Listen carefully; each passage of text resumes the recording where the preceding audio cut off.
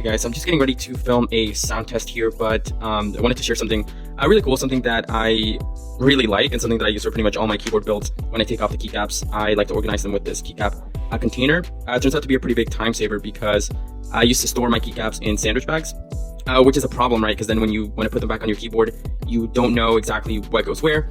And you know, of course, you can just look up like a picture or something and put them on your keyboard, but I have to build keyboards pretty often, multiple times a day. So for me, like a really big time saver is to sort the rows by row 1 through 6, right? So this row here corresponds with the first row of the keyboard, and then I can save my my switches here as well, and I can just either store this, or in this case, I'm just gonna swap out the switches with something else, and it's gonna be a lot easier because my keycaps are already organized. So